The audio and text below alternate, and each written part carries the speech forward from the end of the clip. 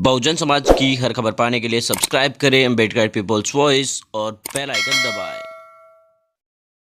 मैं तो रात को 2 बजे तो खुद ही फोन था, किसी भी कार्यकर्ता का फोन आया। मैं कलकत्ता में रहता हूँ, वहां से फोन आता कि दादा हम लोग सत्ता के लिए गया तो पुलिस को घर पे ले गया। तो रात को 2 बजे थाने में फोन करता हूँ, भैया देख लेना यार, पैसे से नहीं खेल रहे, ऐसे खेल रहे, करना पड़ता अपना कार्यकर्ता। आपने ये वीडियो देखा, अगर अब भी नहीं समझ में आया तो मैं आपको समझाता हूं। उससे पहले आपको बताना चाहता हूं कि आप अम्बेडकर पीपल्स वॉइस देख चुके हैं और मैं आप सबके साथ हूं, नरोत्तम लोरोली। आपको बता दें कि ये जो वीडियो है वो मध्य प्रदेश का है और लॉकडाउन काल के दौरान का है, क्योंकि चेहरे पे मास्क लगे हुए हैं और तमाम चीजें साफ तरीके से देखी जा रही है कि बीजेपी की मीटिंग चल रही है और बीजेपी के वरिष्ठ नेता और प्रखर और अपने विवादित बयानों के लिए जाने जाने वाले कैलाश विजयवर्गीय यहां पर भाषण देते नजर आ रहे हैं। इस भाषण में विजयवर्गीय जो है, कैलाश विजयवर्गीय, वो ये कहते नजर आ रहे हैं कि बीजेपी के जो कार्यकर्ता होते हैं वो रात की 2 बजे मुझे फोन करते हैं और रात की 2 बजे फोन करके मुझे कहते हैं दादा हम पत्ता खेलने गए थे और पुलिस वालों ने हमको पकड़ लिए, आप कैसे भी करके छुड़ाइए। चाहे मैं कर्नाटक चला जाऊं, चाहे बंगाल चला जाऊं या फिर मैं यहां मध्य प्रदेश में रहूं, अब रात को 2 बजे भी मुझे बीजेपी के कार्यकर्ताओं के फोन उठाने पड़ते हैं। यह कहना है खुद कैलाश विजयवर्गीय का। इसके अलावा उन्होंने यह भी कहते हैं कि इस वीडियो में वो साफ तरीके से कहते दिखते हैं कि जब मुझे पता चलता है कि मेरे ही कार्यकर्ता है तो मैं उनको छुड़वाता भी हूं।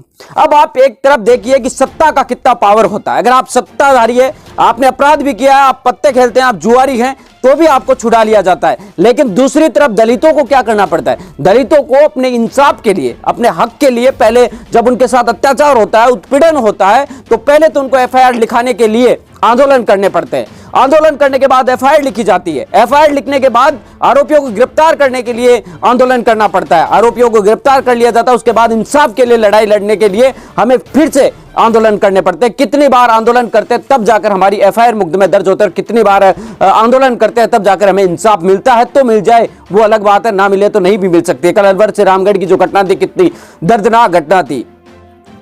तो इस तरीके के हालात है।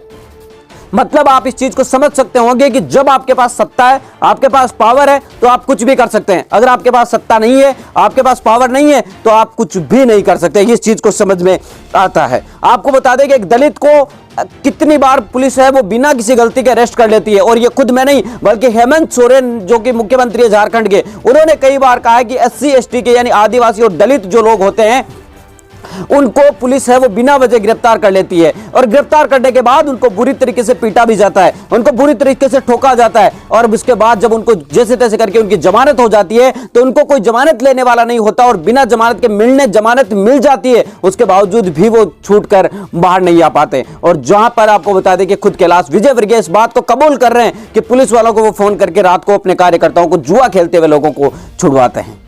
सोच समझ सकते हैं आप, एक रेप आपकी बच्ची का हो जाता है, आपकी मर्डर आपके घर परिवार का हो जाता है और आपको इंसाफ के लिए 2-2, 3-3 दिनों तक आंदोलन, धरने, प्रदर्शन करने पड़ते हैं। और यहां पर एक फोन के इशारे पर कलकत्ता में बैठा इंसान मध्य प्रदेश में अपने कार्यकर्ताओं को छुड़ा देता है। इसको कहते हैं सत्ता की पावर, इसको कहते हैं सत्ता की ताकत। जब तक बहुजन समाज के लोग इसे नहीं समझेंगे तब तक उनके लिए बहुत खतरनाक हो सकता है। वैसे आपको कहना चाहता हूं, ये बीजेपी शायद अपने आप का ही पोल खोल रही है कि उनके कार्यकर्ता रात की 2 बजे भी जुआ खेलने जाते हैं, उनके कार्यकर्ताओं को, उनके नेताओं का संरक्षण प्राप्त होता है। ये बात खुद बीजेपी के कार्यकर्ता खोल रहे हैं। लेकिन यहां पर बहुजन समाज को समझने की जरूरत है कि सत्ता मास्टर चाबी है, जबकि जिसके हाथ में होती है सत्ता, ताकत उसी के हाथ में होती है। मिलेंगे इस नए वीडियो और नई अपडेटों के साथ, तब तक आपसे लेते विदा। लाइक कीजिए, कमेंट कीजिए, शेयर करना बिल्कुल ना भूलें। मैं आपको कहना चाहता हूं इस वीडियो को ज्यादा से ज्यादा शेयर करें ताकि बहुजन समाज के लोग देखें और देखने के बाद उनके कम से कम अकल आए तो भी